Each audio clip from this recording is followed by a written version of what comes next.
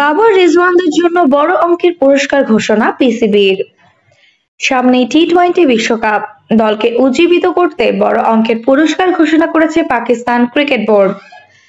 টি-20 বিশ্বকাপ জিতলে প্রত্যেক ক্রিকেটারকে $1,00,000 পুরস্কারের ঘোষণা দিয়েছেন পিসিবি চেয়ারম্যান মহসিন নকভী। কাল লাহোরের গাদ্দাফি স্টেডিয়ামে খেলোয়াড়দের সঙ্গে দেখা করে এই ঘোষণা দেন পিসিবি প্রধান। আগামী 1 জুন শুরু হতে যাচ্ছে টি-20 বিশ্বকাপের নবম আসর। সর্বশেষ আসরে রানার্স আপ হওয়া পাকিস্তান 2009 সালে এই সংস্করণে চ্যাম্পিয়ন হয়েছিল। বিশ্বকাপের আগে আয়ারল্যান্ড ও ইংল্যান্ড সফরে 7 টি-20 খেলবে পাকিস্তান দল। দেশ ছাড়ার আগে লাহোরে চলছে অনুশীলন ক্যাম্প। রোববার সেখানেই খেলোয়াড়দের জন্য মধ্যাহ্নভোজের আয়োজন করেন পিসিবি চেয়ারম্যান। খেলোয়াড় এবং টিম ম্যানেজমেন্টের সঙ্গে বিশ্বকাপ নিয়েও কথা বলেন তিনি।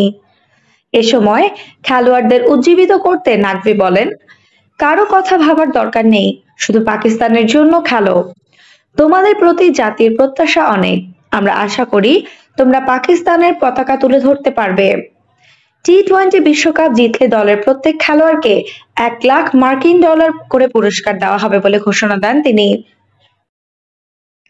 খেলোয়াড়দের সঙ্গে সাক্ষাতের এক পর্যায়ে মোহাম্মদ রেজওয়ান ও নাসিম শাহর হাতে বিশেষ জার্সি তুলে দেন পিসিবি চেয়ারম্যান। সম্প্রতি রিজওয়ান টি-20তে 3000 রানের মাইলফলক স্পর্শ করেছেন।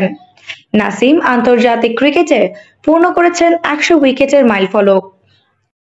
এবারে টি-20 বিশ্বকাপে পাকিস্তান আছে এই গ্রুপে, যেখানে তাদের 4 প্রতিপক্ষ ভারত, আয়ারল্যান্ড, যুক্তরাষ্ট্র ও কানাডা।